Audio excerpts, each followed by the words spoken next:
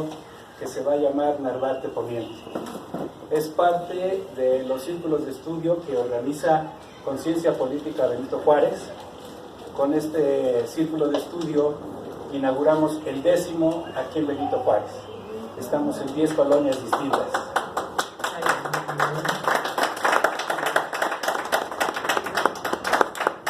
Gracias. En esta ocasión va a estar con nosotros un abogado, pero también un historiador, que nos ha apoyado muchísimo en esta historia de los círculos de estudios. Ya con nosotros ha inaugurado algunos, ¿sí? Y hoy nos va a hablar de los retos y las oportunidades de la Cuarta Transformación. Yo les pido de favor un fuerte aplauso para recibirlo.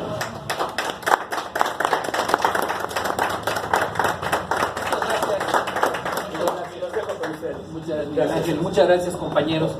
Me da mucho gusto, como siempre, estar con ustedes, ver caras conocidas y ver caras nuevas y reflexionar sobre un tema que puede ser motivo de controversia, de crítica, de preocupación, pero que es básico analizar.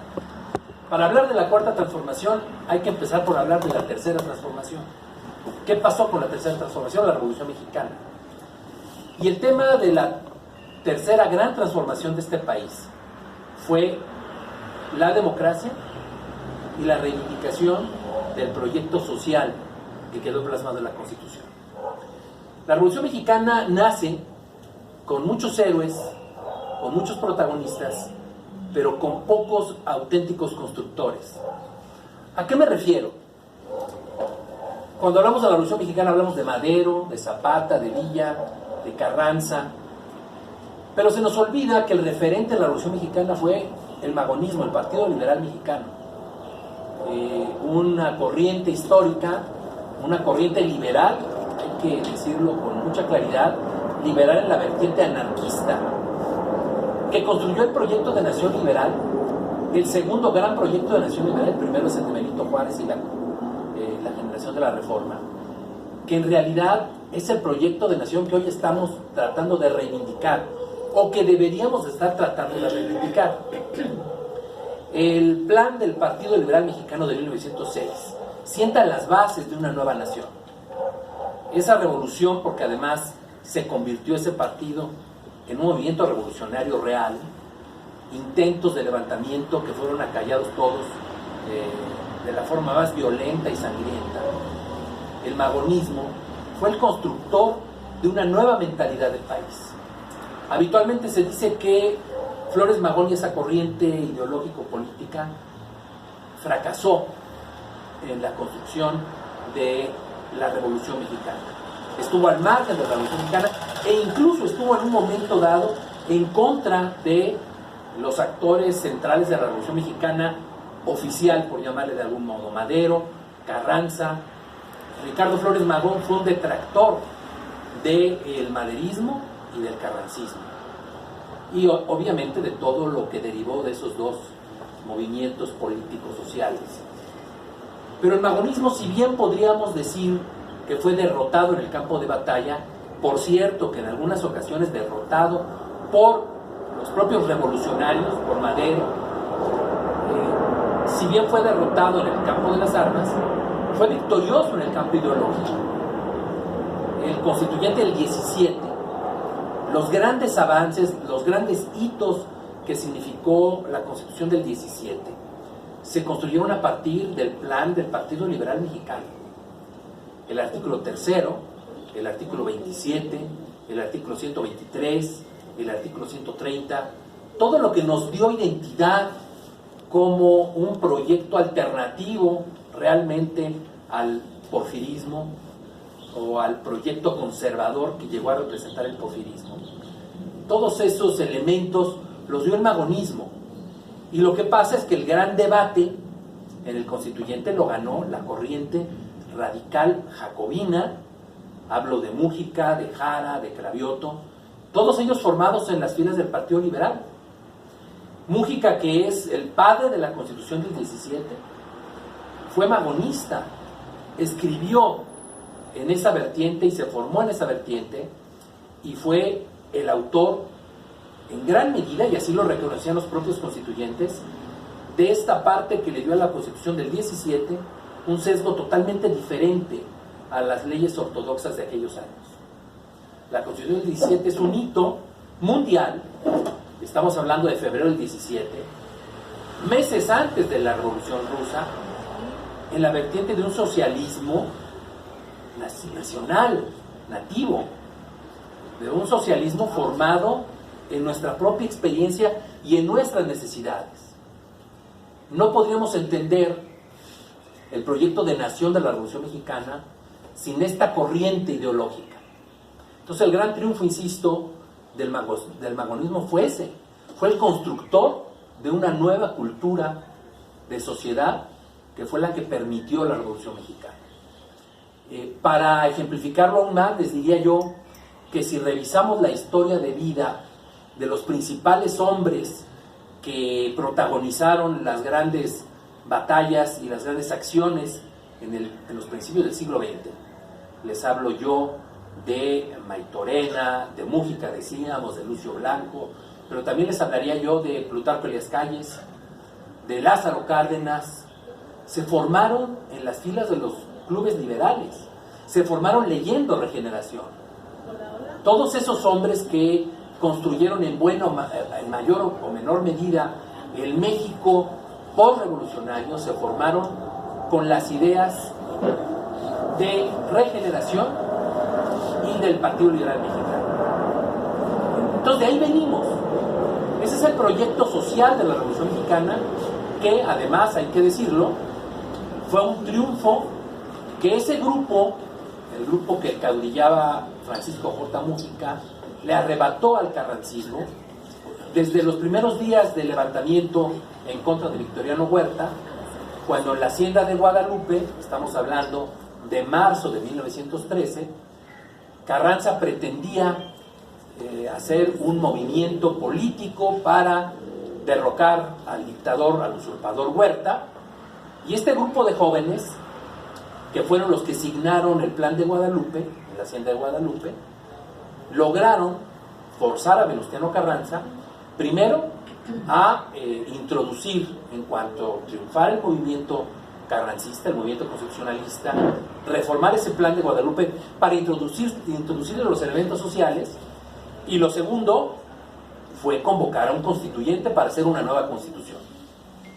Esa es la corriente radical jacobina, la corriente social de la revolución, a la que le debemos el proyecto de nación, que tendría que esperar, y ahora avanzamos un poco en la historia, hasta 1936, cuando el general Lázaro Cárdenas asume la conducción del país y pone en práctica íntegramente la Constitución del 17. Ustedes me dirán, ¿por qué hablo de 1936 y no de 1934? Pues cuando toma posesión. Pues porque el general Cárdenas toma posesión de la presidencia el 1 de diciembre de 1934 con una idea clara de la nación que él quiere construir, pero no toma el poder. El general Cárdenas estaba en ese momento copado por un grupo político predominante, un grupo político económico que dirigía el general Plutarco Elías Calles, autollamado el jefe máximo de la revolución, y a tal grado tenía los hilos de la política nacional que el primer gabinete cardenista íntegramente estaba formado por callistas. Entonces le llevó a Cárdenas 2 años tomar el poder. No fue fácil, no fue automático. Hay que tomar en consideración que el general Calles controlaba al ejército, controlaba a los gobernadores, controlaba las cámaras, y Cárdenas solamente llegó en un movimiento audaz que eliminó al candidato auténtico de Calles, que era Manuel Pérez Treviño, pero sin los hilos del poder. Y si algún mérito tiene Cárdenas es justamente ese. Él es un hombre que llega convencido de que hay que construir la Revolución Mexicana, que hay que aplicar hasta sus últimas consecuencias la Constitución del 17, y eso se aplica. Por eso él apura el reparto agrario, que estaba suspendido desde los años de Calles, los años del Maximato. Él apura las expropiaciones, es en su gobierno en el que se hace la ley de expropiación. Y lo más importante quizás, Es en su gobierno que se consuma el artículo 27 constitucional y se nacionaliza, se expropian los hidrocarburos y regresan a poder de la nación. Ese es el hito histórico de Cárdenas, a partir del cual se dan muchas otras conquistas sociales, económicas, políticas.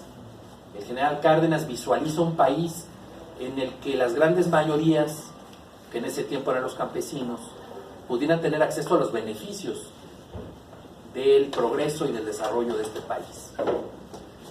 El problema de Cárdenas es que, a pesar de que confiaba en el pueblo, de que gobernó para el pueblo, a la hora de elegir sucesor, no tuvo tanta confianza en el pueblo y dio marcha atrás en el proyecto de nación, en el plano de la democracia social que inscribía a la Revolución Mexicana en la Constitución del 17. Cárdenas no impidió el acceso de Múgica, que era el candidato natural a sucederlo. Cárdenas lo que hizo fue algo peor: impidió que el pueblo eligiera libremente a su sucesor, porque Múgica no quería el dedazo del general Cárdenas.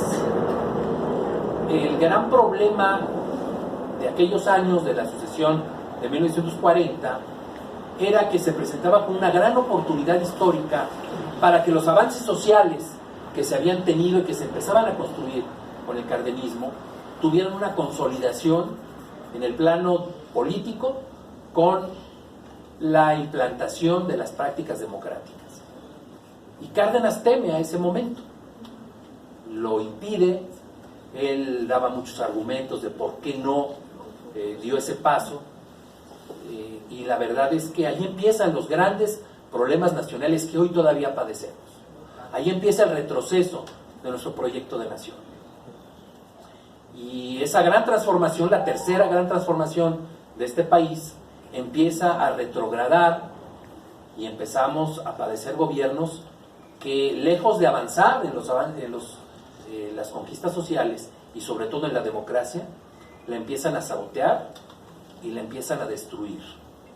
1940 marca un momento histórico de enorme retroceso en lo social, pero sobre todo en la democracia.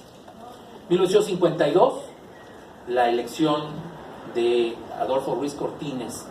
Es todavía aún más importante visualizarla como referente de nuestras grandes tragedias nacionales, porque si bien el retroceso ya venía desde 1940, en el 52 lo que sucede es que se consolida un sistema autoritario. El partido oficial prácticamente elimina a la oposición y, algo más grave, un modelo económico que había empezado a construirse en la presidencia de Ávila Camacho, que toma carta de naturalización en el gobierno de Alemán, se convierte en un modelo que hoy algunos toman como referente, pero que en realidad es el que explica las grandes contradicciones de la Revolución Mexicana. Me refiero al modelo del desarrollo estabilizador.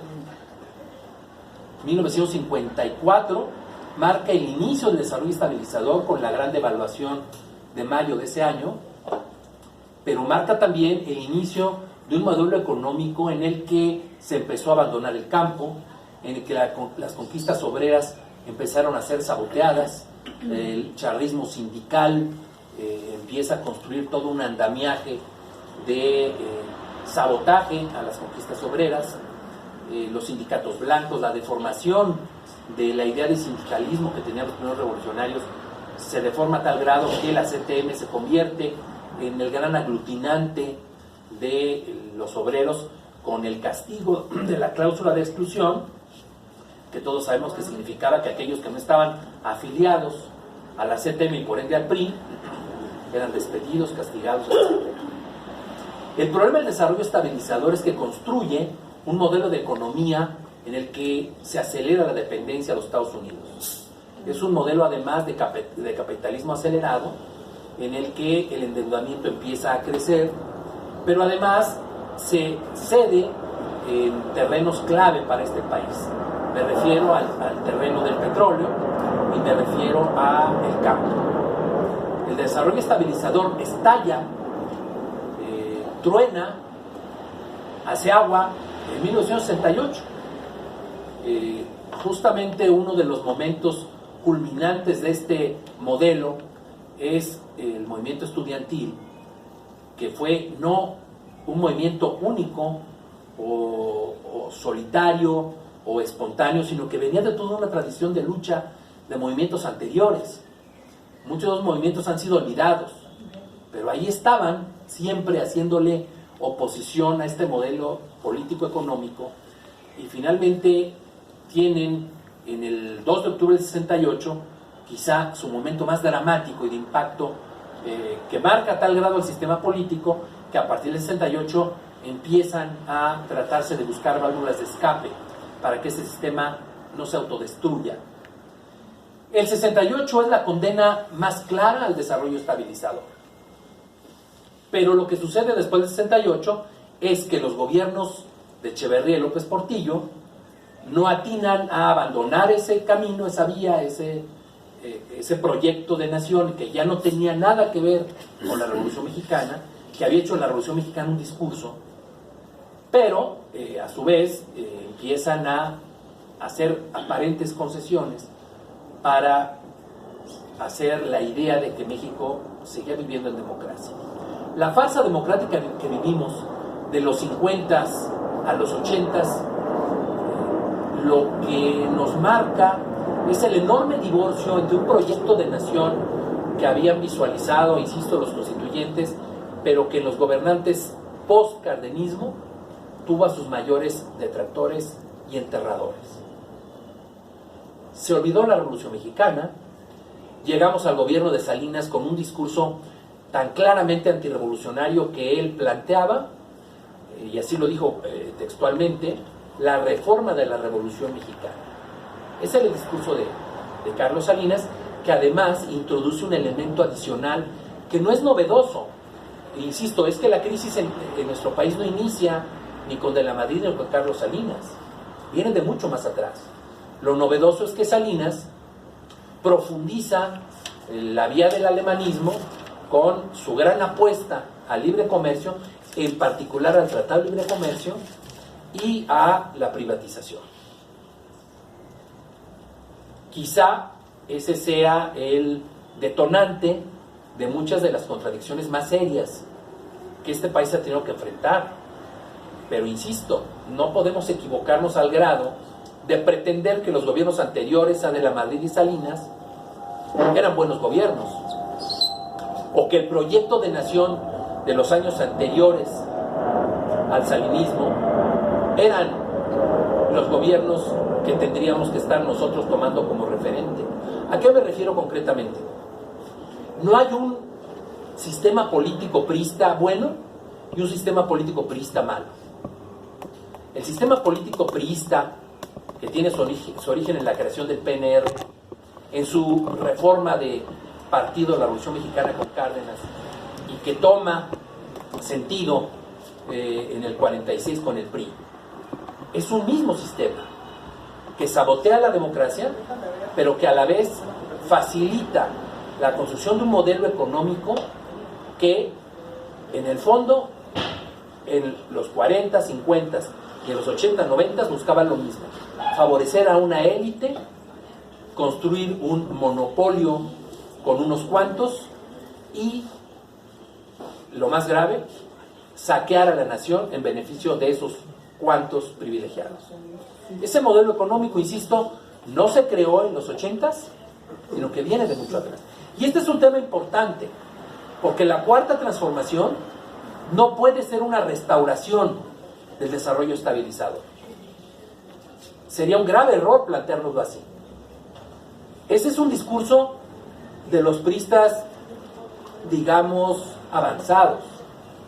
Ese es un discurso de los priistas disidentes de la corriente salinista, pero no es el discurso de la oposición, que siempre ha buscado construir un proyecto de nación democrático y de beneficio social para las mayorías. Y si no tenemos claro esto, entonces construir la cuarta transformación se puede convertir en una gran trampa, porque implicaría que estaríamos restaurando un modelo de país, de sociedad, político y social, que no tiene nada que ver con lo que el pueblo espera de los cambios en este país. No voy a hablar tampoco de lo que no se está haciendo hoy en la cuarta transformación. Yo quisiera con ustedes reflexionar sobre lo que tendría que ser la cuarta transformación, para que nos demos idea de qué tenemos que hacer y hacia dónde tenemos que caminar. Quienes venimos en este movimiento caminando desde hace años, algunos más, otros menos, los que nos antecedieron en estas luchas, porque nosotros no somos los que tenemos la identidad única del cambio en este país. El cambio lo han construido muchos, antes que nosotros y antes, mucho antes de los que nos antecedieron a nosotros. Eso no podemos olvidar. Y el tema es, en realidad, ¿por qué se luchaba en este país desde la oposición? En concreto desde la izquierda. Porque quienes estamos aquí, aunque a veces se tenga miedo a asumirlo abiertamente, somos de izquierda. De una izquierda que nuestra propia historia le dio identidad. Una izquierda que a veces ha tomado rasgos del comunismo, otras veces las ha tomado del anarquismo,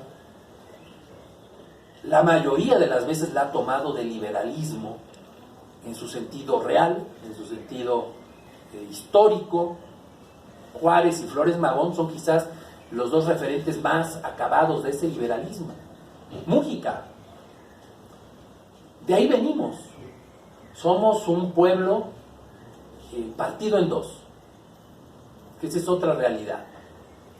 Partido entre los que se identifican con la corriente que quiere conservar privilegios y la corriente que buscamos superar los privilegios para construir un país más para todos. Decía José Joaquín Fernández de Elizalde, hablaba del Partido del Progreso y del Partido del Retroceso. Esa es toda nuestra historia, toda. Aunque a algunos les parezca que ese es un discurso maniqueo de confrontación, esa es la realidad de este país. Votaciones 50-50, a veces poco más, poco menos. No hay mayorías absolutas. Cuando se logran dar pasos es a golpes de audacia, a golpes de compromiso, pero no tenemos una sociedad mayoritariamente progresista. Esa es una realidad. El gran fracaso de la Revolución Mexicana, en todo caso, ha sido ese.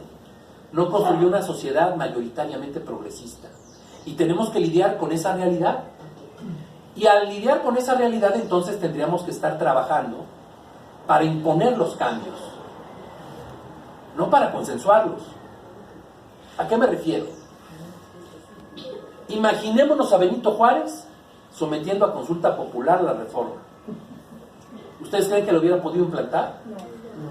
En una sociedad mayoritariamente controlada por el clero, era evidente que la reforma no era popular.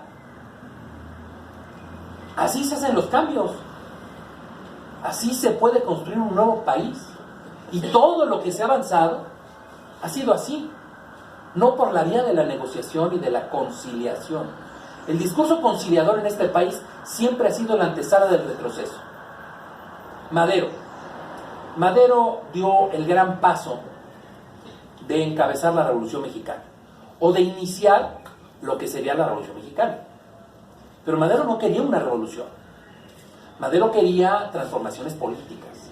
Madero buscaba concretamente un acuerdo con Porfirio Díaz para que en ese acuerdo, en las elecciones de 1910, Porfirio Díaz fuera el candidato presidencial y Madero el candidato a la vicepresidencia, para preparar una transición tranquila, ordenada, sin tensiones, de una nueva generación que coincidía mucho con el porfirismo. Por eso, cuando se ve forzado a tomar el camino de las armas, y cuando los primeros revolucionarios, Orozco, Villa, empiezan a ganar batallas, apresura a los acuerdos de paz, frena a las fuerzas revolucionarias. Él no quiere violencia. Está a punto de fusilar a Villa y a Orozco porque lo desobedecen en Ciudad Juárez. Y busca el acuerdo con el porfirismo. Y el acuerdo con el porfirismo era conciliación. Primero, renuncia Porfirio Díaz. Segundo, un pacto de no agresión, de no castigo a los porfiristas, un licenciamiento de las tropas revolucionarias y un gabinete construido con los propios porfiristas. Era una conciliación tremenda, porque implicaba renunciar a la base que le había dado la oportunidad de tener acceso al poder. Ahí empezó la escisión revolucionaria, pero ahí empezó también el suicidio de Madero. Carranza se lo dice en Ciudad Juárez: revolución que tranza es revolución suicida.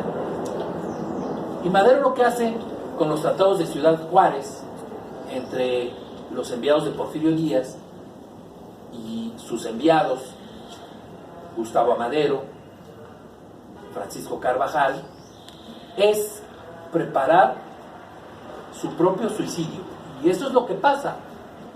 Madero utiliza todo el tiempo un discurso de conciliación, de tolerancia, de unidad, no persigue a ningún porfirista, no castiga a los saqueadores que habían formado el partido científico, gobierna con la escuela de Limantur, porque además casualmente el más aventajado limanturista o científico, que fue el ministro de Hacienda de su gabinete y que acordó con Limantur, el ministro de Hacienda de Porfirio Díaz, era ni más ni menos que su tío, Ernesto Madero.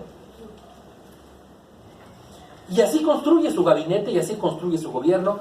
Y podrán decir hoy que la prensa porfirista lo debilitó con sus ataques, podrán decir que los generales porfiristas prepararon el cuartelazo. La realidad es que el único responsable de su caída fue Francisco I. Madero. Él construyó su propia tumba. Y no lo digo yo, lo dijo él mismo. Estando preso en Palacio Nacional, ya cuando al fin se convenció, porque no le creía a los maderistas cuando le decían lo que iba a suceder, los riesgos a los que se enfrentaba, cuando finalmente entendió que la contrarrevolución le había ganado la partida, lo visita el embajador cubano Manuel Márquez Esteli, que preparaba, por cierto, su escape a La Habana para salvarle la vida. Y Madero le dice: señor ministro, un presidente electo para 4 años, que es derrocado a los cuantos meses, no puede ser responsable más que él mismo de su propio fracaso. Si tengo oportunidad otra vez, voy a gobernar con auténticos revolucionarios, no con medias tintas. Madero, él lo dice. Y se lo dice también a Vasconcelos y a un grupo de jóvenes que lo visitan estando preso, Jesús Urueta, y que le reclaman y que le dicen que están listos para defenderlo. Les dice: mi error fue haber cedido el gabinete a gente que no estaba convencida. Si tengo oportunidad otra vez, serán ustedes, los jóvenes, los que gobernarán conmigo. Pero Madero ya había construido su propio fracaso. Esa es una lección. Hoy la cuarta transformación enfrenta retos enormes. El primero, la construcción de un sistema político y de un andamiaje burocrático construido para la corrupción, para el control político, para el sometimiento del pueblo, para el saqueo de la nación, para beneficiar a unos cuantos. Un inmenso, Andrés Manuel ha dicho, un elefante pesado, un inmenso aparato, inservible la mayor parte de las veces, costosísimo, pero que solamente ha servido para depauperar más a este país. Se cuestiona las medidas de austeridad. Y ahí hay dos vertientes. Una, la austeridad, ¿para qué? Que es la gran pregunta. Y dos, ¿cómo pretendemos construir un país diferente con el mismo andamiaje que construyó las grandes injusticias y los grandes problemas que hoy tenemos? La austeridad, entendida como la reconstrucción del tejido burocrático de este país o del gobierno, es indispensable. Pero lo que necesitamos construir finalmente es un sistema político nuevo, un sistema político que obedezca a otra lógica, que nos permita pasar de una política social clientelar para beneficio de unos cuantos privilegiados a la sombra del poder, que se van a convertir en carne de mítines, de elecciones, de votos, a programas sociales de derechos humanos, que le den a la sociedad su autonomía, que le den a la sociedad su propia soberanía sobre sí misma. Tratando de ser más claro, el problema de México en los últimos 80, 90 años ha sido que el sistema político no construyó ciudadanos, no construyó sociedad, construyó vasallos, construyó manadas de borregos, perdonen si es crudo, que vivían a expensas de los programas sociales. Quien controlaba los programas sociales controlaba el poder, y controlar el poder permitía controlar las elecciones. Les estoy hablando de un partido político que hizo del gobierno su instrumento para perpetuarse en el poder. Esa es la primera gran lucha que tenemos que librar. Quienes entramos en este movimiento, quienes creímos en la esperanza de esta cuarta transformación, lo hicimos para dejar atrás esa historia de un partido que se apoderaba de todo, que en vez de ser partido se convirtió en entero, y que tuvo en el gobierno la caja chica y la caja grande para controlar todas las decisiones importantes, con el aval, entre comillas, de, hablaban hace años de las masas y hoy de la sociedad. Legitimarse una democracia artificial, falsa.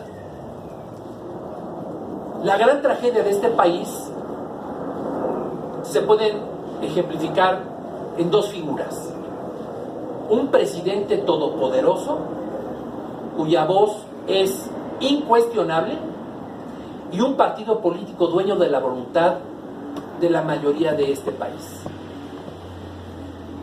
Nuestra lucha viene de una lucha para construir la competencia democrática. Nuestra lucha viene de un esfuerzo por tener elecciones libres. Nuestra lucha viene y se explica en la necesidad de tener debate, contienda, coparticipación del poder. No hay un buen partido único ni un mal partido único. Todo partido único es autoritario. Y esa no es la cuarta gran transformación que necesita este país. La voz del presidente durante toda nuestra historia ha sido la voz de Dios. Las cámaras han sido dóciles, sumisas, han sido instrumentos al servicio del poder ejecutivo. Y nosotros venimos de una lucha que lo que buscaba y lo que busca hoy es tener congresos donde haya debate, donde se escuchen las diferentes ideas que en un país como el nuestro tienen que coexistir. No hay oposición buena y oposición mala. La oposición es necesaria en una democracia. El modelo de país al que aspiramos, creo que todos los que estamos en este movimiento, es un país en el que finalmente las cámaras cumplan su papel constitucional y que no tengamos una sola voz que dicte el camino a seguir, o que diga que es bueno y que es malo. El gran fracaso de la Revolución Mexicana fue que impidió la evolución democrática. Los priistas decían, es que el PRI es el único capaz de garantizar la soberanía, de garantizar los programas sociales, de garantizar la justicia social. Si abrimos las elecciones, puede ganar Cantinflas o un sacerdote. Entonces, hay que controlar las campañas políticas, las elecciones, para que el único partido que ve por el bien de la nación tenga el poder y lo retenga. Ese es el discurso del viejo PRI. Así se justificaba el fraude.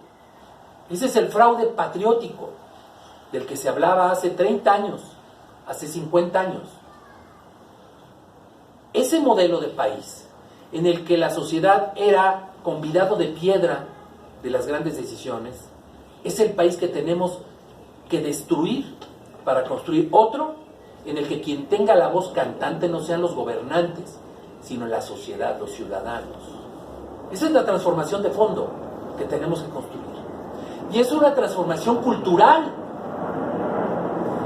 porque implica cambiar nuestra mentalidad. Yo sé que algunos pueden estar muy contentos o podemos estar muy contentos de ver hoy en las cámaras, en el Poder Ejecutivo, a gente afín al movimiento. Pero el tema es que la transformación no se construyó para llevar a nadie al poder, se construyó para tener democracia.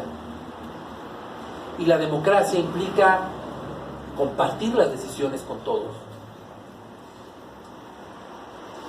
El México al que aspiramos, quienes desde hace muchos años, no desde hace 6, ni desde hace 12, ni desde los 80 tampoco, el proyecto de nación de este país no se reconstruyó en el 88. El proyecto de nación progresista, de avanzada, viene, insisto, de mucho más atrás. Este proyecto de nación concibe que el petróleo es nuestro. Entonces tenemos un saldo pendiente con la reforma energética que nos heredaron los gobiernos de Calderón y de Peña Nieto. Necesitamos volver a hablar de recuperar el petróleo. Esa es la cuarta transformación. Necesitamos también empezar a hablar de las energías alternativas. Este país tiene que empezar a dejar de ser dependiente del petróleo. Ese es un discurso de la izquierda, no de ahora, de hace 40 y 30 años. Lean a Eberto Castillo, seguramente muchos de ustedes lo han leído. El discurso de la izquierda no puede ser el de la defensa del Tratado de Libre Comercio, aunque ahora se llame TEMEC, o no sé cómo se llama. Si la izquierda en México cobró una gran legitimidad moral durante el gobierno de Salinas, fue por su oposición al Tratado de Libre Comercio con Estados Unidos y Canadá. Ese es un discurso que nos dio identidad, pero más que identidad, causa. Y hoy, la cuarta transformación pasa por algo que no se ha hecho, que es cuestionar el Tratado de Libre Comercio con los Estados Unidos. ¿A qué me refiero? El progreso en México tiene muchas aduanas. Una de ellas es la relación con los Estados Unidos. Por ser vecinos tenemos la obligación de tener una relación civilizada, respetuosa, amigable, pero no de subordinación y mucho menos de miedo. No hay gobierno norteamericano, fíjense bien, no hay gobierno norteamericano que favorezca el interés nacional. Ninguno. Habrá mejores o malas diplomacias, pero Nuestro problema son los Estados Unidos. Los norteamericanos siempre han querido apoderarse de México. En algún tiempo lo hicieron por la vía de las armas, pero a partir de los 80s, y hay referentes de esto, no es una invención que se me ocurra, lo hicieron a través de la formación de los tecnócratas que estudiaron en sus universidades y que para los ideólogos del capitalismo norteamericano se convirtieron en los mejores instrumentos de la invasión a nuestro país, la invasión mental, del control de los gobiernos. Un gobierno mexicano nacionalista que no es capaz de confrontar al poder norteamericano no es un gobierno que atienda al interés superior de la nación. Entonces tenemos que poner en orden nuestra relación con Estados Unidos. Y no hablo de guerra, hablo de defensa de los intereses de nuestra soberanía y, de paso, que no es cualquier cosa, ser un referente de la lucha por la soberanía continental. México está obligado a ser la voz cantante de la defensa de los intereses de América Latina frente a Estados Unidos. Hablo de la no intervención, hablo de los derechos de los pueblos y hablo sobre todo de la autodeterminación. Esa es la voz que tiene que ser México. En el plano social, el sindicalismo durante la etapa de retroceso revolucionario, 40s, 2000, para ponerle fechas, sufrió una serie de retrocesos, de traiciones, de deformaciones que convirtió al sindicalismo mexicano en un monstruo. Porque, por un lado, teníamos a líderes que trabajaban para beneficio de los capitalistas, de los empresarios, y por ende del gobierno, y por otro, a bases que se trataba de controlar a base de prebendas, que muchas veces ni siquiera respondían al interés del trabajo creador, constructivo. Y era más fácil sostener rebaños de afiliados a un partido que impulsar un auténtico sindicalismo de defensa de derechos y de principios. Ese es el sindicalismo que heredamos de los gobiernos anteriores. Sindicatos falsos, sindicatos amañados, sindicatos corruptos, sindicatos de flojos. Y hoy tenemos que rehacer el movimiento sindical mexicano con bases reales, con trabajadores dispuestos a trabajar, a hacer sacrificios y dispuestos también a defender sus derechos, empezando por elegir a sus líderes. El campo mexicano está abandonado desde por lo menos los años 50, por lo menos, porque la última gran reforma agraria y el último gran intento de construcción de un modelo de justicia social para los campesinos fue el de Cárdenas. Todo lo demás que tenemos fue injerencia del gobierno para favorecer a los latifundistas, neolatifundistas, a los inversores nacionales y extranjeros, es decir, la destrucción del campo. De ser autosuficientes pasamos a ser dependientes y el campo se ha convertido en el mayor impulsor de nuestros braceros, el expulsor de ciudadanos que se van al norte tratando de encontrar una oportunidad.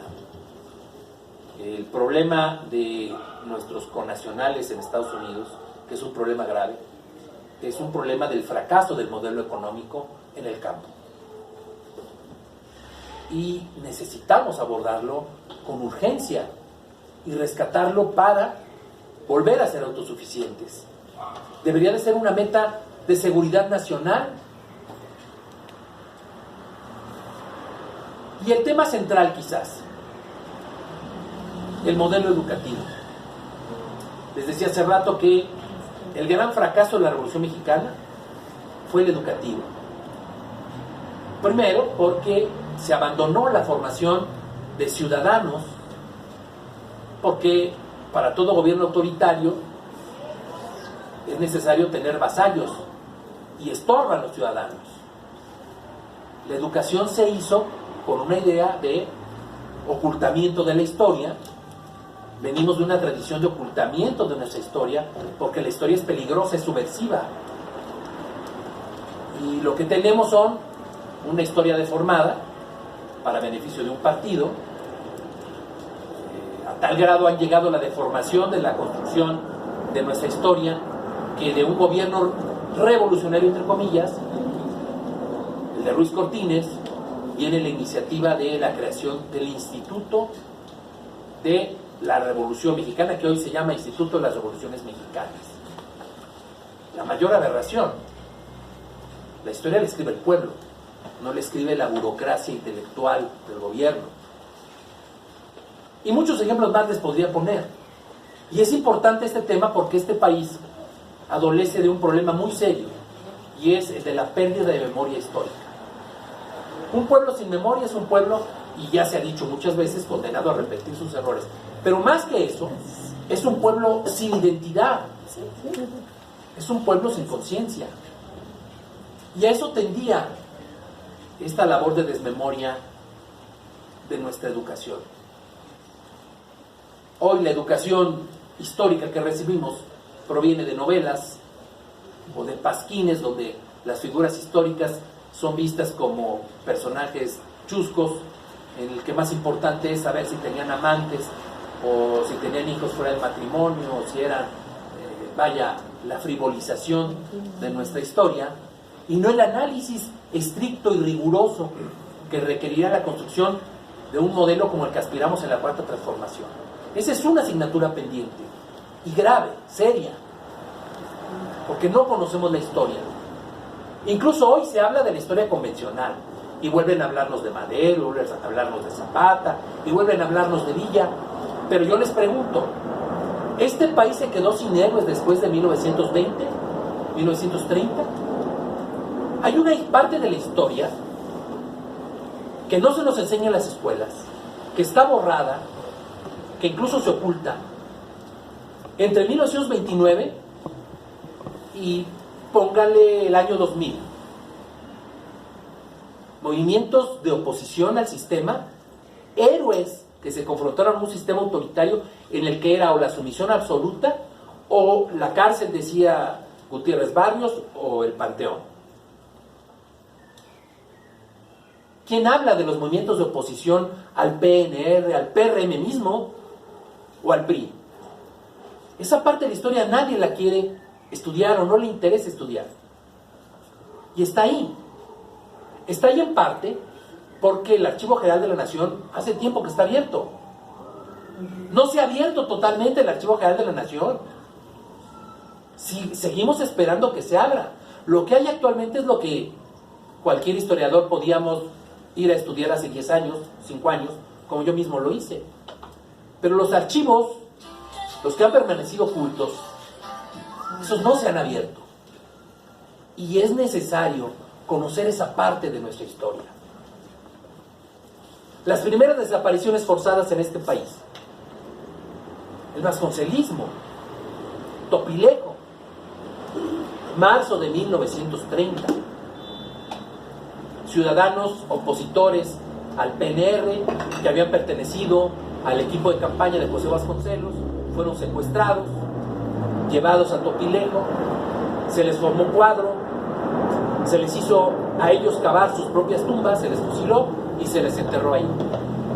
Si no es porque un perro empieza a escarbar y salen a flor de tierra los cuerpos, hubieran sido los primeros desaparecidos forzados, por lo menos en la historia reciente. Nadie lo recuerda.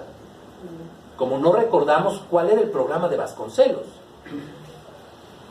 Y así podría yo referirme a muchos héroes anónimos y otros no tan anónimos, cuyo lugar en nuestra historia se sigue escamoteando. Bueno, pues esa parte es indispensable para entender por qué somos el movimiento que somos hoy y por qué tenemos que cambiar como tenemos que cambiar. ¿Por qué no es aceptable en un país que viene de esas luchas el que podamos volver a tener sistemas de partido mayoritario o partido prácticamente único o partido dominante. ¿Por qué necesitamos construir un sistema político que hoy no tenemos, un sistema de partidos de competencia real, en el que la competencia y la oposición no se vea como los enemigos de la patria, como un problema, sino que se vean como parte de una necesidad de convivencia pacífica y constructiva? Si no entendemos esa parte de nuestra historia, si seguimos viéndonos en el espejo de los héroes convencionales, que además hay que decirlo, son herencia del PRI. Zapata era el héroe máximo, nada menos que de Carlos Salinas. Y es importante, sí, ubicar a nuestros héroes en su justo pedestal. Pero la historia que nos hace falta abrir a todos es esa parte callada, sorda, oculta, de los que se opusieron al sistema que hoy queremos desbaratar. ¿Quiénes son los referentes de la lucha que hoy estamos librando? Si no conocemos eso, no vamos a saber, por ejemplo, que los primeros que propusieron la Guardia Nacional fueron los enriquistas en los 50. Pero sucede que los enriquistas proponían la Guardia Nacional para contener el poder del ejército. La Guardia Nacional, en la visión del constituyente del 17, y aquí está el general que ha sido un defensor de esa visión, el general Gallardo, veían en la Guardia Nacional un instrumento para acotar el poder militar y para potenciar el poder civil y detener toda injerencia del ejército en las decisiones nacionales. Esa era la visión del constituyente. Y se nos olvida, o se nos olvida también, que la Comisión de Derechos Humanos fue una propuesta original también de los enriquistas. Comisión de Derechos Humanos con dientes para poder castigar a los violadores de derechos humanos, no instrumentos del poder para aparentar defensa de derechos que no tienen ningún referente en castigos ni en sanciones. Díganme ustedes para qué ha servido las comisiones de derechos humanos. ¿En qué se ha traducido? Porque además hay que recordar de dónde vienen esas comisiones. Fueron iniciativas de Carlos Salinas. ¿Para qué? Para construir el modelo de apariencia democrática que su idea de acercar al primer mundo le exigía. Pero la defensa de los derechos humanos en nuestro país sigue siendo una asignatura pendiente. Y no tenemos organismos defensores reales, que no solamente salgan y digan discursos, sino que tengan elementos para castigar y para corregir esas violaciones. En la cuarta transformación necesitamos convertir a los derechos humanos en el eje de nuestras acciones de Estado. ¿Y a qué me refiero? Miren, la Constitución del 57 fue avanzada porque introdujo en su articulado la primera generación de derechos humanos, los derechos políticos. Ese es el gran avance de la Constitución liberal del 57. La Constitución del 17 se convierte en un referente, lo habíamos dicho, porque introduce en el articulado de la ley la segunda generación de los derechos humanos. Decían los constituyentes ortodoxos, los abogados. Ustedes saben que los abogados, yo soy abogado, pero la mayoría, casi todos, son inamovibles y dicen la ley es intocable. Y cuestionaban a la corriente radical jacobina porque decían es que tenemos que hacer una ley adecuada a lo que pide el pueblo. Y se armó un debate muy fuerte entre los ortodoxos que decían no hay que tocar lo que es el cuerpo de una constitución en los términos tradicionales ortodoxos, y no meterle elementos que no tienen nada que ver con el cuerpo de una ley suprema. Y entonces en ese debate algunos alegaban que decían es que lo que pretenden es como ponerle cananas a un santo Cristo. Y entonces le respondió von Berse, que era uno de los diputados radicales, le respondió a los críticos La Constitución que pretendemos construir, si necesita que el Santo Cristo lleve cananas y fusiles y lo que requiera, lo vamos a hacer. Esa es una imagen de lo que ellos veían en la Constitución. Y eso fue lo que hicieron. Le pusieron cananas y fusil y carabina. Y esa es la gran transformación que implicó la revolución plasmada en la Constitución. Bueno, hoy, ser progresista no implica defender solamente los derechos políticos y los derechos sociales. Nos quedamos cortos. Ya no basta con pedir la reivindicación de las grandes conquistas sociales del 17. Hoy ser de avanzada es defender la vigencia y la validez de los derechos humanos. Derechos humanos que pasan por los derechos políticos, por los derechos sociales, pero que pasan por muchos otros más derechos a los que hoy tenemos la necesidad de acceder para realmente crecer como nación. Eso es hoy ser de izquierda, eso es hoy ser de avanzada.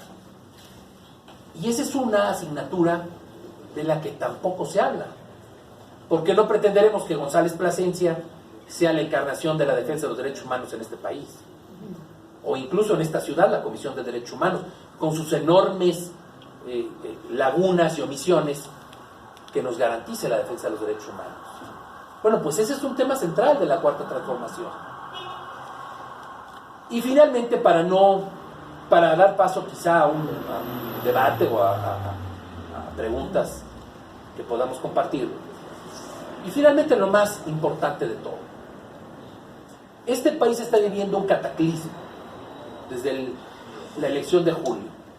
Un cataclismo porque implicó la destrucción de un sistema de partidos como se había construido, la caída del PRI, del PAN, del PRD, del Partido Verde. Fue tan fuerte y tan violenta que hoy la gran tentación es construir un gran partido político que abarque toda la sociedad. Hoy hay una tentación a pensar que la verdad la tiene un solo partido.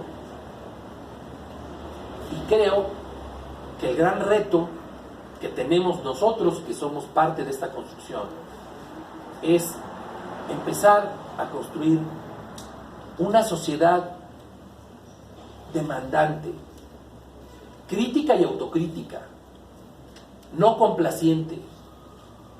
Hoy tenemos un gobierno que enfrenta innumerables problemas por lo que pretende hacer y a lo que se está enfrentando, y problemas también por su propia naturaleza.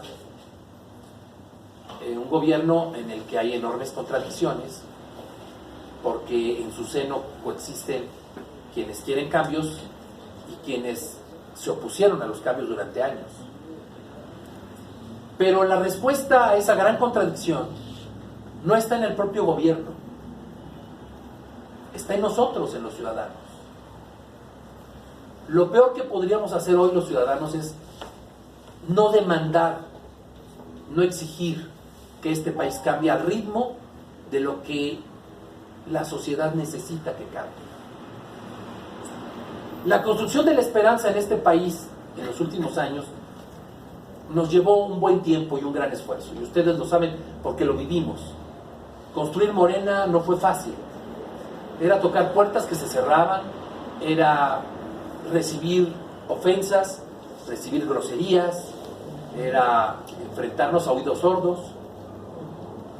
La construcción de Morena siguió un camino, si bien fácil, porque en 12 años se logró este momento, pero que tuvo enormes sinsabores, que tuvo enormes sacrificios de la base, ciudadanas y ciudadanas que prestaban sus casas como lo hacen ustedes, que hacían comida para los compañeros, que salían a la calle a repartir, que nunca habían estado en la política y que decidimos salir a repartir volantes, a invitar a manifestaciones, a invitar a hacer plantones.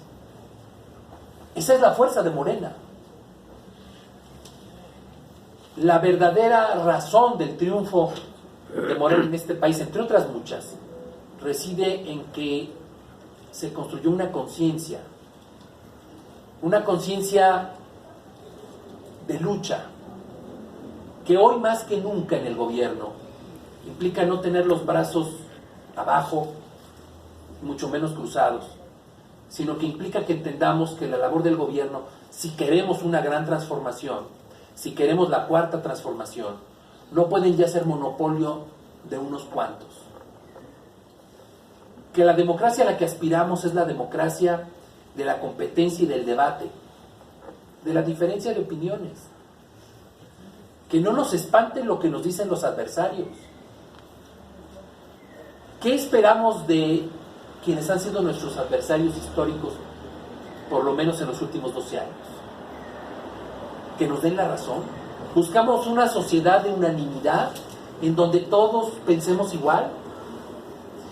La gran tarea de la cuarta transformación es eso, la transformación cultural, la de nuestras mentes, la de entender que este país, para ser diferente, tiene que invertir los términos de la toma de decisiones y que en vez de estar esperando la línea de arriba, impongamos las decisiones desde abajo.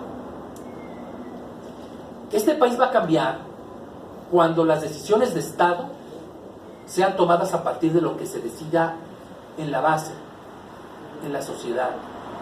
En la medida en que los partidos, y hablo de partidos, no de un partido, reflejen la voz y la opinión de los ciudadanos, se podrá rehacer un sistema partidista de competencia. Y en la medida en que el gobierno responda al interés superior de la mayoría de los ciudadanos, y que nos veamos reflejados en esas decisiones, en esa medida estaremos empezando a transformarnos. Pero la verdadera cuarta transformación pasa por las decisiones democráticamente tomadas, siempre, lo que a lo mejor a veces no implicará hacer consultas, sino arrostrar las consecuencias de decisiones en beneficio de la mayoría. El referente de Juárez, insisto, es muy ilustrativo. Y 2, ciudadanos activos que exijan y demanden de sus gobernantes congruencia. Esa es la palabra central de la cuarta transformación, congruencia. Recordarnos a nosotros mismos y recordarnos a los que están tomando decisiones, que venimos de una lucha. Si ya no queremos hablar de más atrás de hace 12 años, por lo menos de hace 2 años, en la que construimos un referente de país en el que todos confluimos. Fue ese referente de país, esa esperanza de un México diferente, el que nos congregó, el que nos dio identidad, el que nos hizo llamarnos primero obradoristas y luego morenistas o seguidores de un proyecto de nación alternativo, como querramos llamarlo. Pero eso es lo que nos dio identidad. Un país al que aspiramos llegar tarde o temprano, con una gran ventaja hoy. Se ganó la presidencia. Tenemos que ganar el poder. A Cárdenas le llevó 2 años. Es un referente que conviene tener presente hoy. ¿Qué le permitió a Cárdenas construir la revolución a la que él aspiraba? Y con eso termino, porque creo que eso es un referente que hoy nos puede ser de gran aprendizaje. Cárdenas lo que hizo fue hacer una gran alianza, primero, con las organizaciones obreras y campesinas.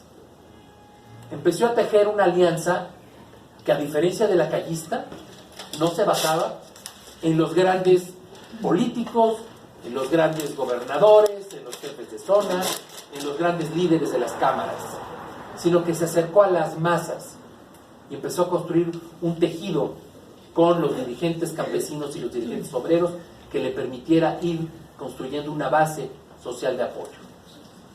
Lo siguiente que hizo fue, y esto es interesante, fue hacer un pacto con el Partido Comunista, un pacto secreto, un pacto que además hizo Vicente Lombardo con Valentín Campa, escondidos en un automóvil. ¿Para qué? Para darle identidad ideológica a su proyecto. Se vivían los años del Frente Popular. Agosto de 1935, en Moscú, el 7º Congreso del Internacional Comunista, se lanza la estrategia del Frente Popular. ¿Qué era el Frente Popular?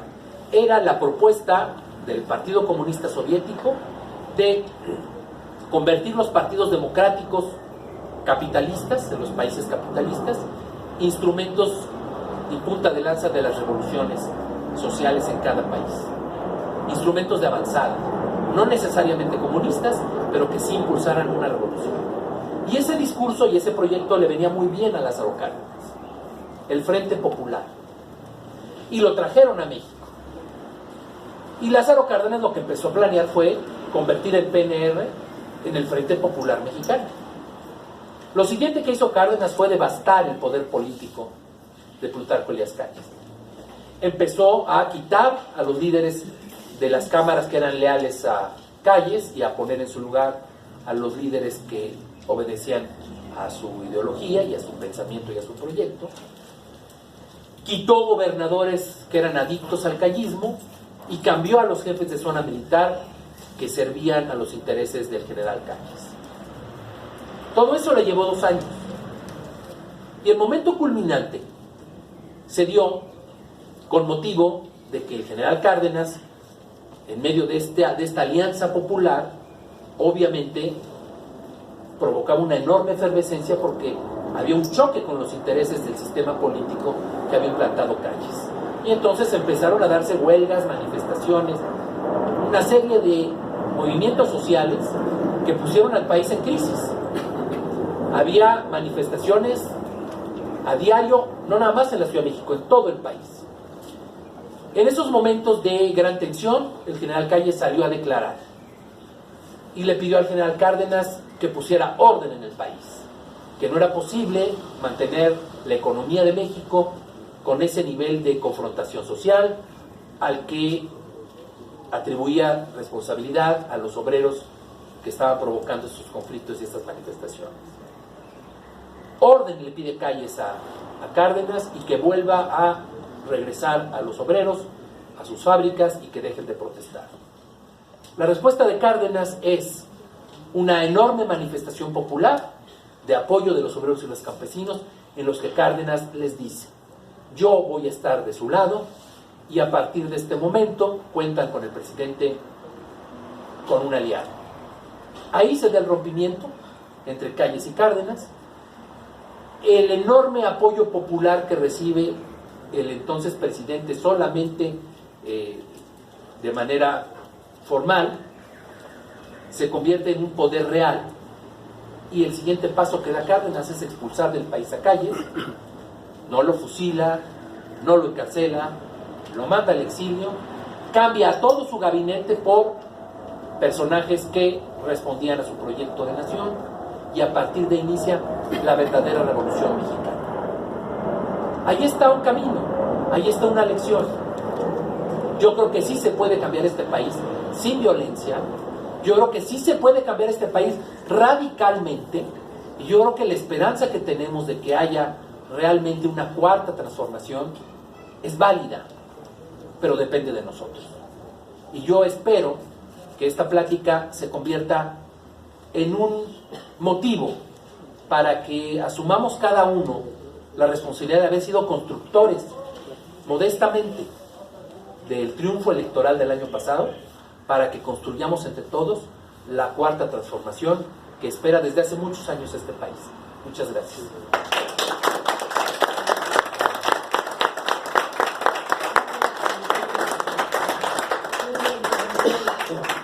Compañeros, antes de abrir una sesión de preguntas, si les parece, yo quiero presentar, ya lo dijo Francisco, está entre nosotros, entre los invitados, entre los asistentes, el general Gallardo. Yo quisiera recibirlo con un aplauso.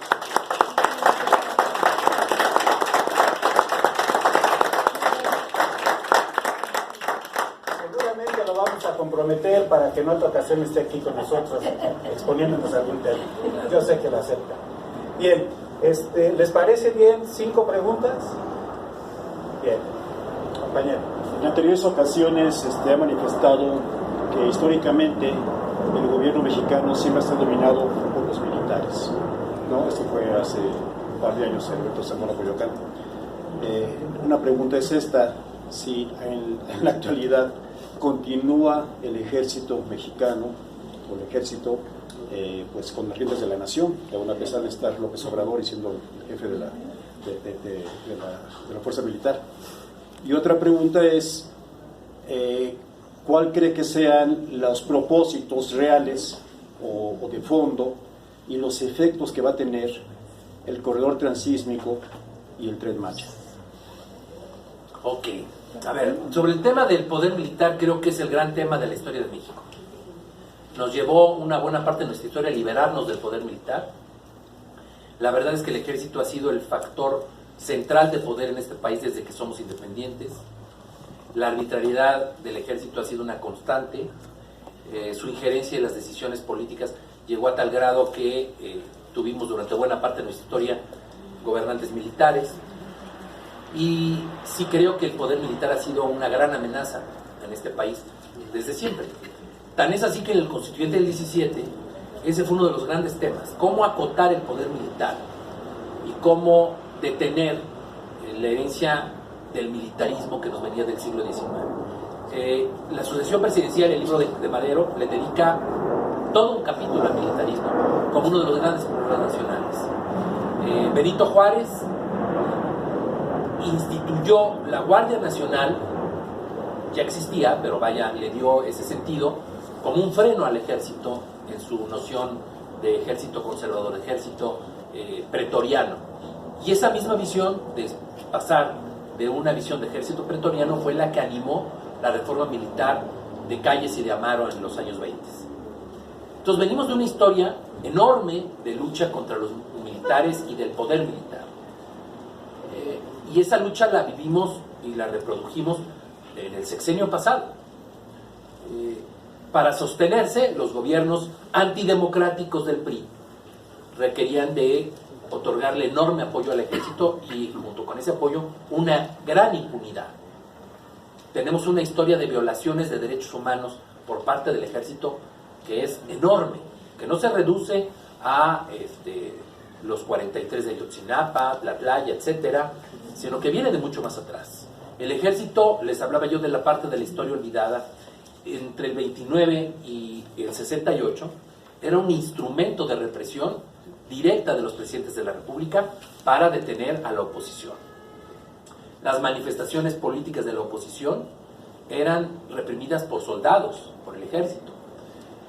La desaparición de los asesinados se hacía en el campo militar número 1, pero no el 2 de octubre del 68 nada más.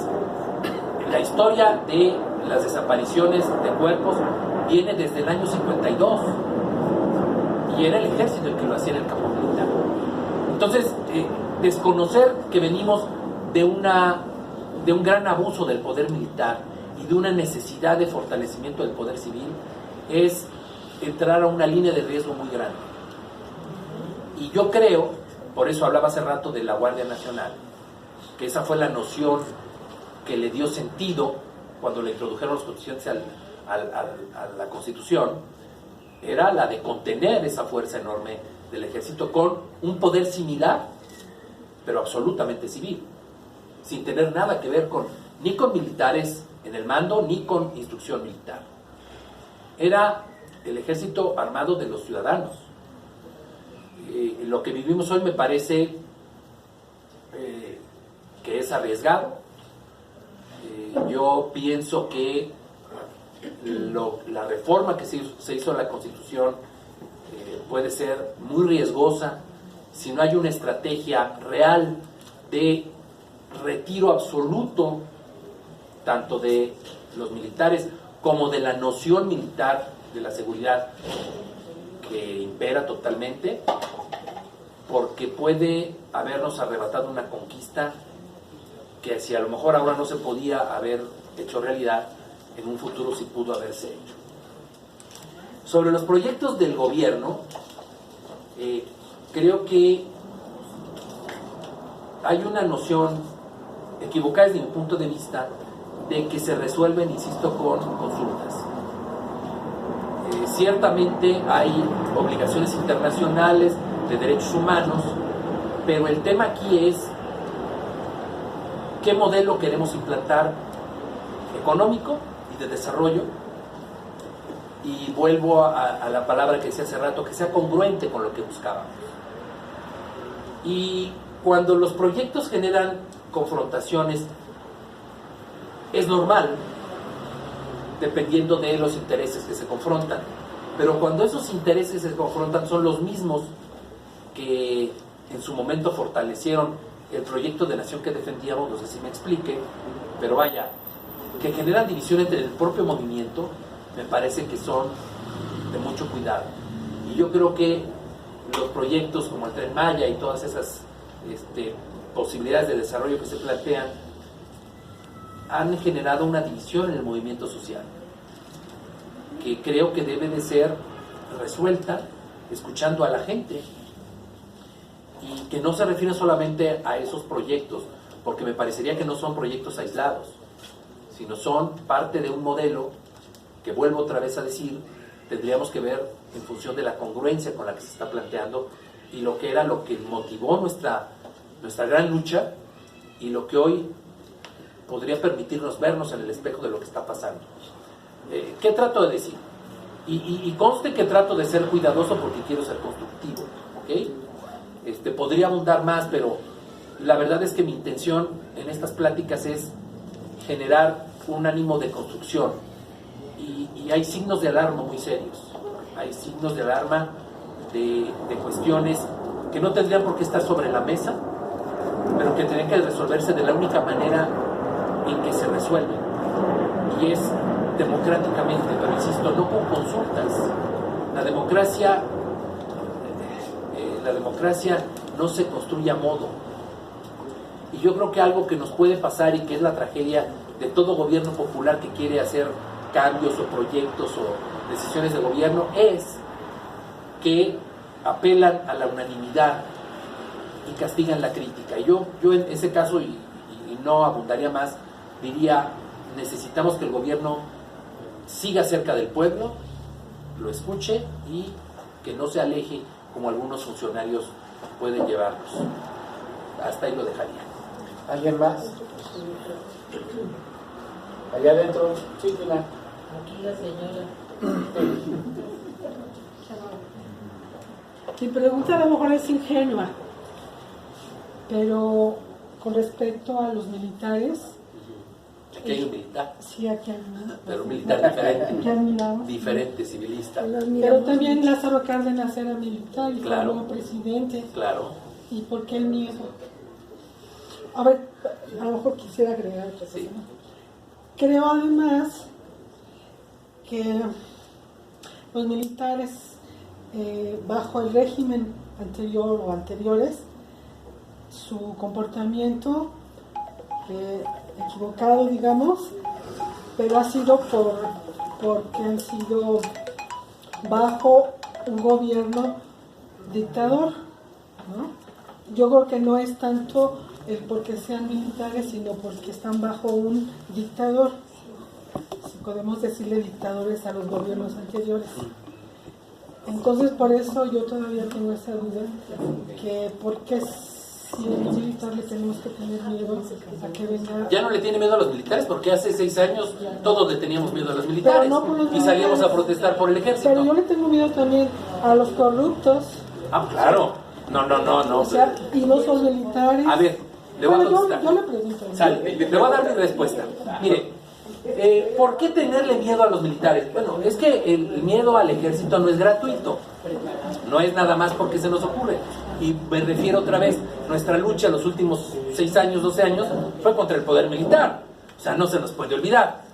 No podemos ahora decir, no, es que, ¿sabes qué? Es que entonces era diferente el ejército al de ahora. Es el mismo ejército, La verdad, no nos engañemos.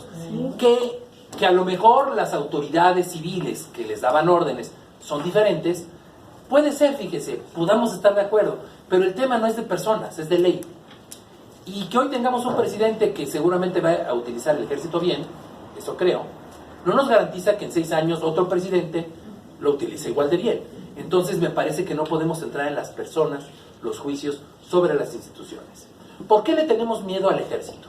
Bueno, porque hay toda una historia, porque hay una mentalidad militar, porque existe una forma de pensar militar.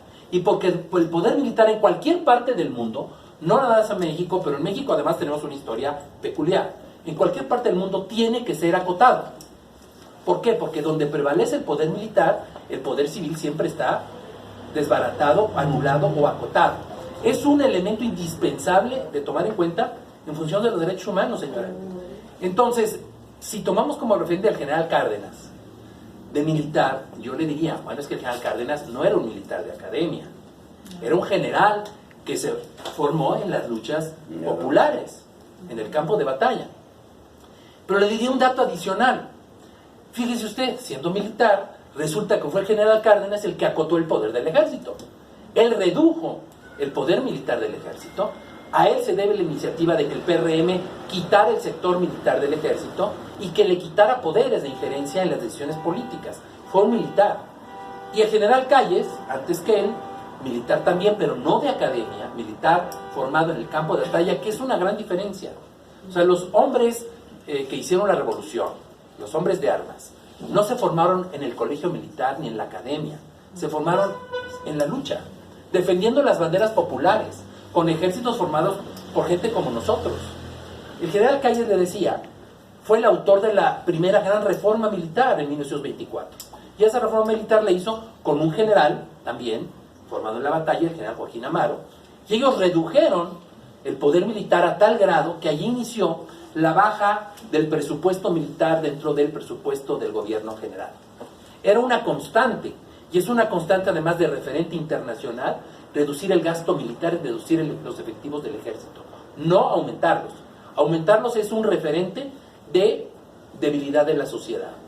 Y desde 24 veníamos construyendo una política de reducción del gasto militar y de reducción de los efectivos militares, que se rompe obviamente en los años 80, en los años de la guerra del narcotráfico, y que hoy, bueno, espero que esté a revisión. Esa es la explicación. Pero además le diría, por último, que la historia de México toda ha sido la lucha contra el poder militar. Todo el tiempo hemos luchado contra los militares, contra el militar de academia, contra el militar, le decía yo, el militar formado en la mentalidad del golpe de Estado, de la autoridad excesiva. Un militar está formado para matar al enemigo. Esa es la formación militar, ese es su papel. Es un papel que además necesita una sociedad, pero que tiene por lo mismo que estar acotado y reducido. Revise usted la historia de los países democráticos y verá qué lugar tiene el ejército en esos países. Entonces, si aspiramos a una nación democrática, el poder militar es algo a lo que hay que temer, sí hay que temer y hay que acotar. ¿Ok? Perdón. Sí. A ver, compañero. A ver, yo considero que no podemos satanizar al ejército. De ahí lo veo que estamos actuando de mala forma.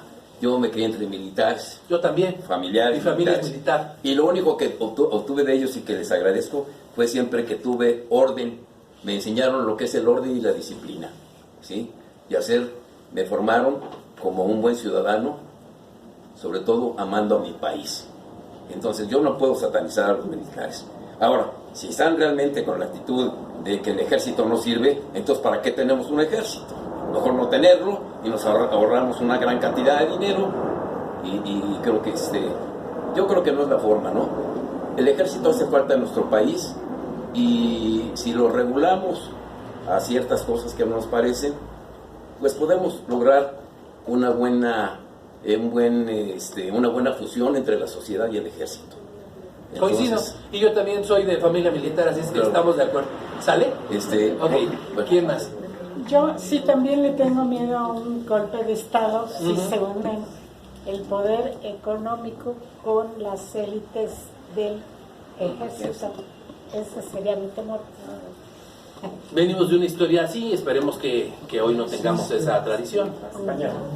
Al respecto de lo que usted dice de la Guardia Nacional y de los militares, yo leí hace poco, no recuerdo en dónde, acerca de que la Guardia Nacional, no sé ahorita cómo esté conformada, la verdad ignoro ese detalle, pero yo siento que deberían de estar ciudadanos al frente Y una persona que se me ocurre y que leí que podría estar allí es el doctor Mireles, que ha sido luchador social y aparte de las autodefensas en Michoacán. ¿Qué opinión le merece a usted esa propuesta? Pues mire, ya está decidido quién es el comandante de la Guardia Nacional. Fue una decisión del presidente, es prerrogativa del presidente. Yo lo que le diría a ese respecto es que espero que en la construcción de esta Guardia Nacional esté contemplada la ciudadanización absoluta de la Guardia, ciudadanización absoluta de la Guardia en un futuro, porque hay que entender, no se puede romper con el poder militar de un día para otro, yo lo entiendo, pero no podemos perder de vista que es una institución eminentemente civil, y si ese camino es el que se contempla, creo que puede ser un gran avance para México, pero a fuerzas tiene que darse en el sentido de abandonar tanto la formación como el mando militar. Ahora, una pregunta también, perdón, veo que usted sabe mucho de historia, ¿sí? Yo mi formación, aunque tengo una formación universitaria, pero hace mucho que he leído libros de historia. ¿Nos pudiera sugerir algunos libros de historia de México para leer? Es muy difícil, le voy a decir por qué, porque la historia de México está por escribirse. La más seria, cuando me piden que yo les recomiende algún libro de historia, es la historia de México del Colegio de México. Quizás sea la más imparcial. Fuera de eso, yo creo que lo más importante para formar su criterio es acudir a las fuentes originales y leer todas las versiones de la historia que existen. Lo único que sí le diría Francisco Martín Moreno y todos esos cuates, Rosas y es lo único que le diría, ahí no va a encontrar la historia, Krause, o sea, no. Pero las historias, sí, claro, es muy interesante su visión. La visión de Cosío Villegas es una visión hasta cierto punto liberal, se detiene en el porfirismo, no estudia más que la etapa de la República, pero es un historiador básico, claro. Yo estoy muy de acuerdo con el señor cuando no hay que satanizar al ejército, porque los civiles no han hecho gran cosa para decir, yo voy por los civiles porque ellos no matan, por favor.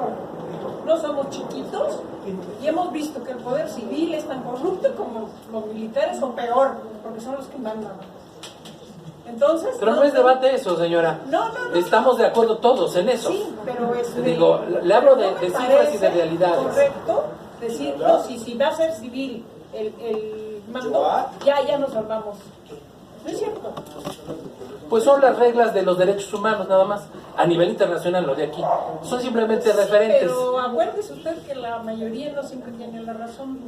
Por este caray. sentido, por este sentido. No me preocupe. Porque tenemos aquí memoria de quiénes han sido los que han mandado en el país y no necesariamente son malos los que han sido militares. No, entonces, es evidente que no. Entonces, no tenemos que yo pienso, no tenemos que satanizar.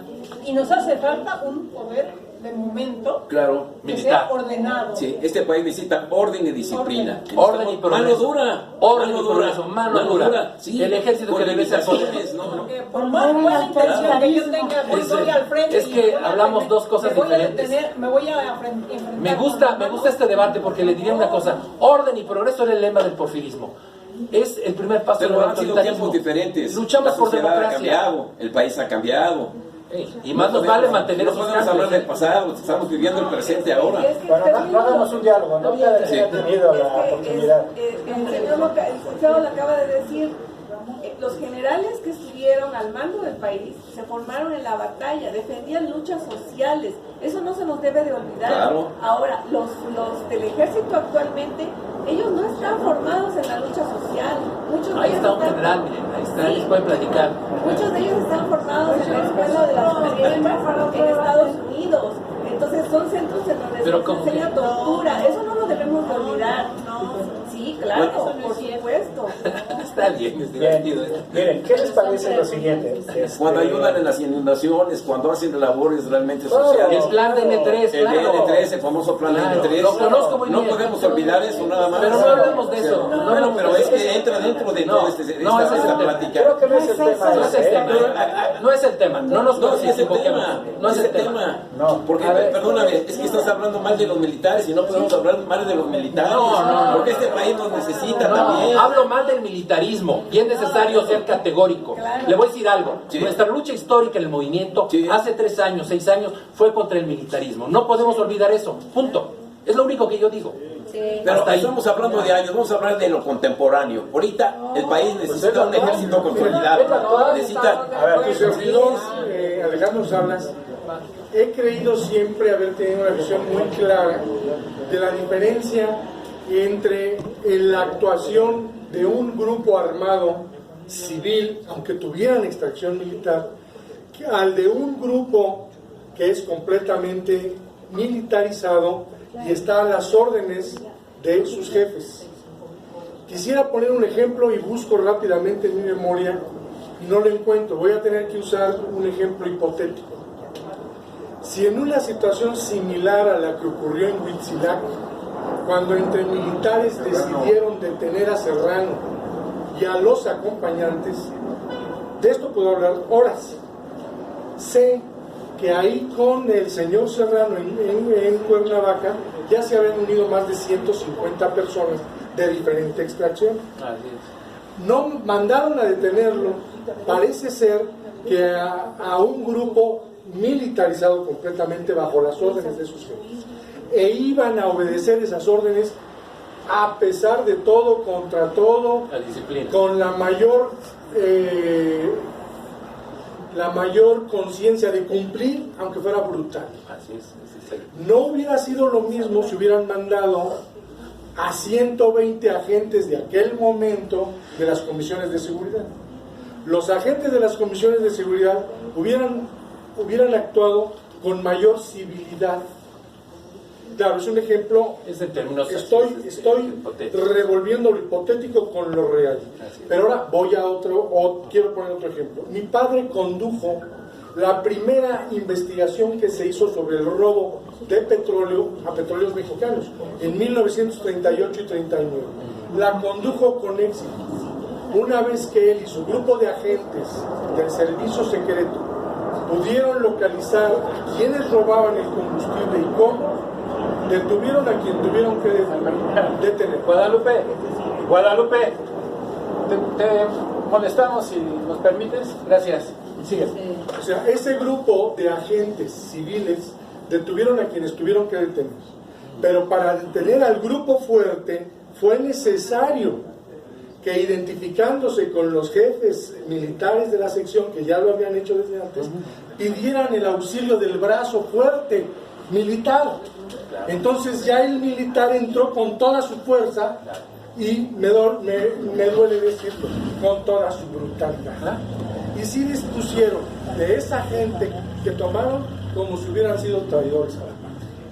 Hoy esa noticia se leería horrible. Así es. Los militares acabaron con ellos. Así es. Y los que se tuvo que traer a la ciudad los trajeron a la Esa Esa es una de es la las razones de la diferencia. diferencia. Si solamente vamos a tener en nuestra república a agentes que realmente sepan tratar a la gente, va a haber menos brutalidad. Exactamente. Y ese fue para mí el gran error que cometió Calderón, creo. Claro. Me duele, no quiero ser soberbio, pero creo que ese sujeto, en su tremenda y supina ignorancia, aventó al ejército Abrió a tratar asuntos que no se trataban solamente matando. y que nos había costado muchos años superar. Aunque sí haya Por Dios. ocasiones en que un grupo civil tenga que matar. Y ahora creo que esas cosas ya se ven con mucha lupa, porque todos se enteran de Deben todo. de. Pero creo que de 1910 para Hay un gran 1960, cambio. 68, hay muchas cosas que no se supieron. Bueno, Yo, gracias. perdón, nada más. No podemos ser tendenciosos, por favor, ¿sí? Si aquí venimos a orientarnos, Yo hablo de cuando mi en un momento experiencia. dado venimos a que Puede usted tener la opinión que enseñen. tenga. No, yo igual tú. Usted lo opinión que- Discúlpame, así es, pero es igual tú. libertad de Entonces en expresión. un momento dado yo no vengo aquí a libertad de satanizar a nadie. expresión. Todos necesitamos de todos. El país necesita de todos. No de unos cuantos. Me da mucho gusto que piense así. Gracias. Buenas noches. Yo soy de Norte Oriente. Y le agradezco mucho que me hayan invitado. La verdad, son diálogos muy importantes. Le agradecemos mucho su presencia, aunque yo no fui el anfitrión. Esos conocimientos nos permiten evaluar qué está bien, qué está mal, y en esa medida poder tomar decisiones. Lo más importante es que la decisión ahora esté en nosotros. Esa es la lección que usted nos acaba de dar. Y eso es lo que nos llevamos. Construirnos. La historia no la podemos borrar, jamás. Lo del general Serrano Ahí está. ahí. La mala decisión de Ávila Camacho es un pecado para la historia, porque estaba el general Mújica, que era el verdadero ideal para seguir avanzando. Y yo concluyo con un tema. En la Cámara de Senadores acaba de haber un gran debate, no de un día, de 45 días, Así es. en donde se determinó por nuestros representantes populares que la Guardia Civil tendrá 5 años de capacitación, de formación. No estamos preparados los ciudadanos para tener la seguridad, la vigilancia en el pueblo. Contra lo que se estamos enfrentando no es una delincuencia organizada, son verdaderas fortunas de recursos. Acabamos de ver un juicio donde hay miles de millones de dólares que fueron producto de esa situación. Debe de haber una inteligencia militar. Los resultados de esta cuarta transformación los estamos viendo con la Fiscalía de Santiago Nieto que formó nuestro presidente. Ya hay nombres. Las noticias de hace unos minutos son que el tremendo ratero de Lozoya le acaban de generar, de Pemex, le acaban de generar ahí su guardadito para empezarlo. Y hay otras series, o sea, grandes y grandes personajes. Yo creo, compañeros, que debemos de orientarnos a las situaciones positivas.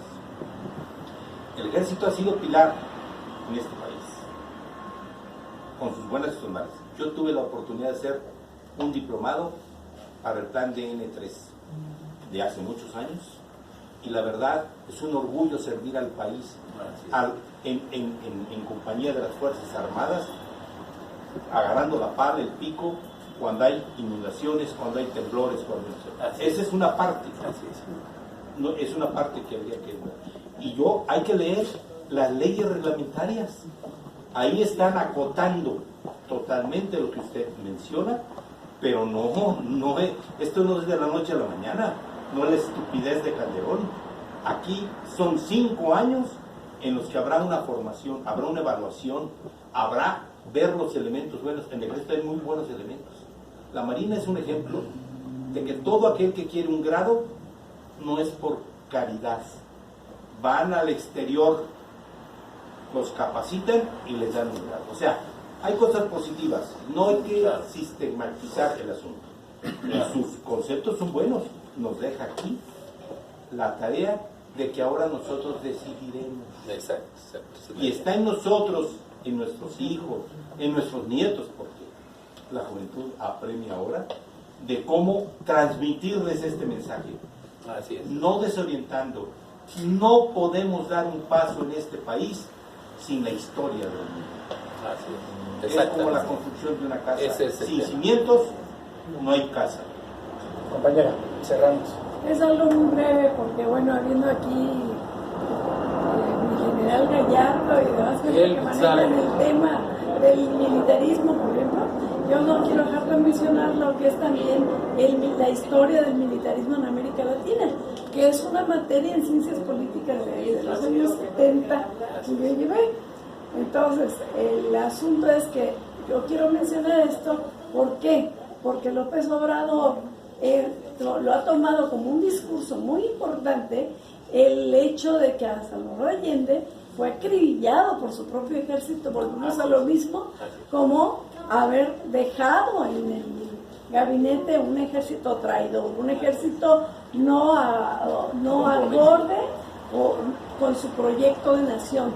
Entonces él mismo ha dicho, yo como Salvador Allende lo he dicho, no hay joven que no sea revolucionario, etcétera, etcétera, etcétera. Entonces, que no se quede en el discurso de de nuestro líder o gobernante que ya llevamos nosotros al poder, el hecho de el ejército cambiar esa situación. Nada más una mención. Un ejemplo de los militares en el poder es el gobierno de Pinochet. Exacto. Bueno, compañeros, país, es otra, antes de concluir nuestra reunión, un sistema de gobierno. general, ¿quieres decir algo? Sí, me permite. Sí, claro. Les acepto la invitación. Perfecto.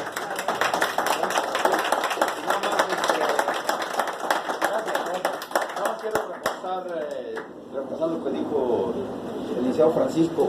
Miren, el debate sobre el tema militar no es nuevo, viene desde el siglo V antes de Cristo, cuando el Senado de Roma dijo, a ver, hay una discusión de formar las legiones romanas del ejército, y entonces alguien dijo, ¿y quién va a cuidar a quien los cuida? O sea, ¿quién va a cuidar al ejército? Y de eso se trata, ese ha sido el debate histórico. Si ustedes leen la Revolución Francesa, si ustedes ven cómo se formó la Constitución de los Estados Unidos y las constituciones que han servido de referencia, el debate es ese precisamente, separar las funciones civiles de las funciones militares. Los estados democráticos son civiles, no militares. Que el Estado debe tener una fuerza, como dice el señor, efectivamente, por eso es el Estado. ¿Por qué? Porque debe tener una fuerza estructurada militar para la defensa nacional, pero debe tener controles institucionales. Y en México no ha habido controles institucionales sobre el ejército, y menos ahora. Entonces, bueno, eso nomás se los dejo como entrada, ya lo que aquí vamos a platicar.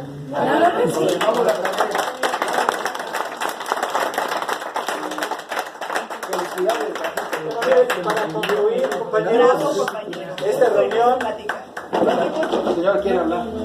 para concluir esta reunión, Conmigo. Bueno, sale. quiero decirles que esta reunión se pudo llevar a cabo gracias al esfuerzo y a la disposición de este lugar, el compañero Edgar.